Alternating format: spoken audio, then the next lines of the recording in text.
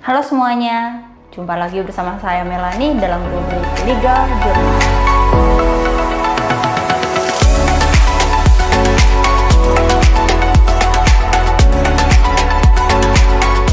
Nah, kali ini kita akan membahas mengenai hak asuh anak setelah perceraian. Jadi ada dua hal besar dampak dari perceraian. Yang pertama adalah mengenai harta gono gini, dan yang kedua adalah mengenai hak asuh anak. Nah, secara global itu perkawinan dipandang sebagai ikatan yang seharusnya menjadi jembatan tercapainya kebahagiaan. Tetapi realitasnya tidak sedikit perkawinan yang berujung pada perceraian. Nah, dampak dari hal ini yang akan kita bahas gitu ya. Salah satu dampaknya yaitu dampak yang dirasakan terhadap si anak mengenai hak asuh anak. Nah, kalian harus mengingat bahwa orang tua boleh saja berpisah, tetapi anak sebenarnya tidak ada status mantan anak di dalam perceraian, seperti itu.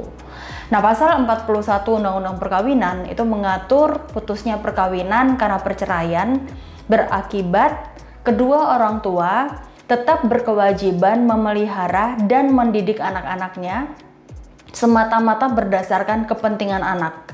Jika terjadi perselisihan tentang penguasaan anak-anak, pengadilan berwenang untuk memutus. Jadi 41 Undang-Undang Perkawinan mengatakan bahwa apabila memang terjadi perselisihan antara pengasuhan anak atau penguasaan anak, maka pengadilanlah yang akan memutus. Nah, biasanya hak asuh anak ini dapat dimasukkan di dalam petitum atau yang biasanya kita mintakan di dalam pengadilan gitu ya, atau permohonan para pihak yang kita mintakan ke majelis pada waktu kita mengajukan gugatan perceraian. Tetapi tidak jarang juga oleh majelis hakim itu menolak untuk memutuskan hak asuh anak bersamaan dengan putusan perceraian gitu ya, bersamaan dengan putusan berpisahnya para pasangan, seperti itu. Sehingga majelis hakim meminta untuk para pihak mengajukan gugatan hak asuh anak dan juga biasanya hak gono gini gitu ya, harta gono gini pasca perceraian ini diputus. Tetapi bagaimana dengan kebutuhan anak begitu ya? Bagaimana dengan kebutuhan dan pemenuhan hidup dari si anak? Nah, di dalam Undang-Undang Perkawinan sebenarnya dalam hal biaya pemeliharaan dan juga pendidikan bagi anak itu diatur bahwa menjadi bagian tanggung jawab dari si bapak atau menjadi tanggung jawab dari si pihak laki-laki gitu ya, si suami. Tapi jika diketahui bahwa bapak ini tidak mampu atau maka ibu harus ikut memikul biaya-biaya tersebut. Seperti itu. Nah, merujuk lebih jauh lagi pada hak dan kewajiban antara orang tua dan anak dalam Undang-Undang Perkawinan, sebenarnya orang tua ini wajib memelihara dan mendidik anak mereka dengan sebaik-baiknya gitu ya. Jadi tidak hanya ibu atau tidak hanya bapak, tetapi orang tua gitu ya. Bapak dan ibu ini punya kewajiban untuk memelihara dan mendidik anak-anak ini dengan sebaik-baiknya. Seperti itu. Nah, kewajiban pemeliharaan anak ini wajib dipenuhi sampai anak ini mencapai batas usia dewasa begitu ya, meskipun sebenarnya terjadi perceraian atau perpisahan.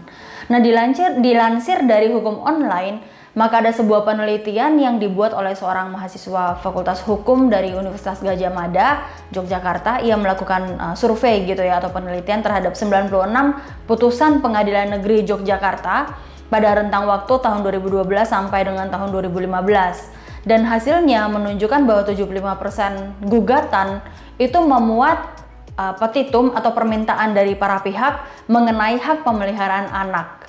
Nah, sebanyak 62 putusan, jadi dari 96 itu ada 62 putusan ini memberikan hak pemeliharaan itu kepada ibu gitu ya, pemeliharaan anak ini kepada ibu. Selanjutnya ada 14 putusan memutus bahwa hak pemeliharaan anak jatuh kepada ayahnya dan ibunya. Jadi kedua belah pihak ini wajib untuk memelihara begitu ya. Jadi itu bisa menjadi fleksibel, 1 minggu di tempat ayah, kemudian 1 minggu di tempat ibu, atau 1 bulan di tempat ibu, 1 bulan di tempat ayah, atau pada saat sekolah dia ikut ibu, pada saat liburan dia pergi berkunjung ke rumahnya ayah, dan lain sebagainya. Itu bisa diatur secara fleksibel. Dan sisanya 5 putusan itu menjatuhkan hak pemeliharaan itu jatuh kepada si ayah. Nah, Undang-Undang Perkawinan itu tidak secara eksplisit menjelaskan perihal apa yang menjadi pertimbangan majelis hakim untuk memilih siapa pihak yang paling berhak mendapatkan hak asuh anak pasca perceraian begitu. Tetapi dilihat dari beberapa pengalaman gitu ya, dari pengalaman saya beracara, kemudian dari beberapa putusan yang memang biasanya kami ambil sebagai acuan gitu ya. Nah, itu ada beberapa hal yang menjadi dasar mengapa anak ini akhirnya dipilih untuk salah satu pihak yang mengasuhnya begitu ya. Tentu saja ini demi kepentingan si anak, bukan demi kepentingan orang tua. Nah, yang pertama, pengasuhan anak oleh salah satu pihak, atau oleh ibu ataupun oleh ayah begitu. Nah, biasanya ini dilihat dari kedekatan anak ini dengan salah satu pihak.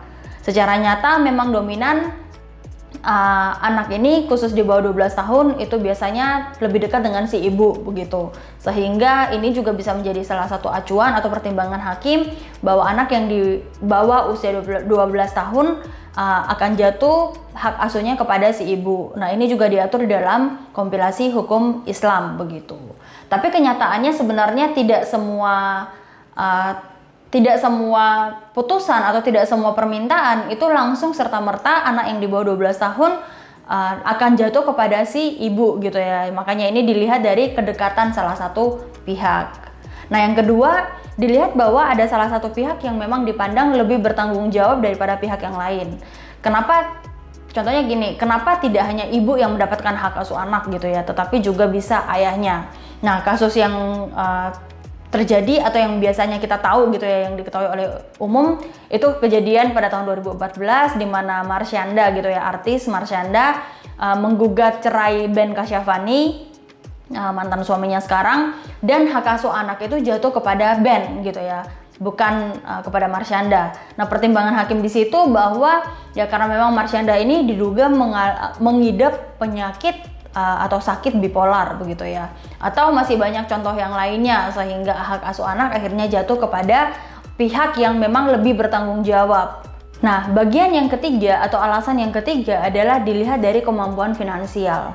Ini bisa juga menjadi salah satu alasan yang cukup penting begitu ya, yang biasanya dipertimbangkan oleh majelis hakim.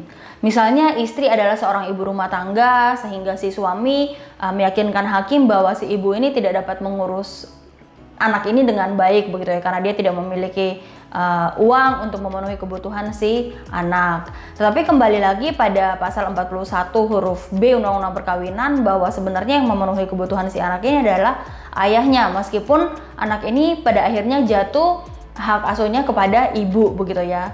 Sehingga sebenarnya meskipun sudah bercerai dan hak asuh anak ini jatuh kepada si ibu, maka biaya hidup si anak sebenarnya menjadi tanggung jawab si ayah. Sehingga sebenarnya kemampuan finansial ini tidak lagi bisa menjadi persoalan yang cukup baik begitu ya. Contohnya ya karena memang secara fisik atau secara emosional anak ini memang dekat kepada ibunya, kemudian harus dirampas oleh ayah hanya karena permasalahan finansial. Ini juga sebenarnya bisa menjadi salah satu pertimbangan hakim gitu ya, kedekatan emosional atau fisik ini bisa menjadi salah satu pertimbangan dari hakim juga.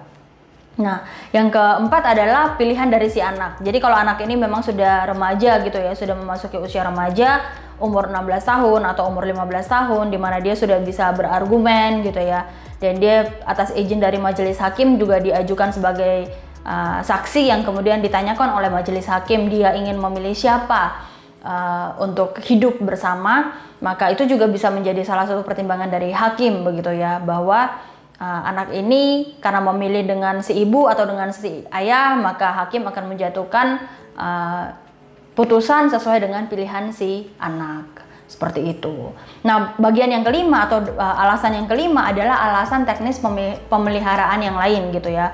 Misalnya diasuh oleh kedua belah pihak seperti yang saya bilang tadi ya. Jadi itu bisa juga dimasukkan di dalam permohonan bahwa anak ini 1 bulan berada di rumah ayahnya, nanti 1 bulan lagi berada di rumah ibunya kalau memang di tempat yang sama gitu ya, di wilayah yang sama, sehingga tidak mengganggu kegiatan aktivitas belajar si anak, seperti itu.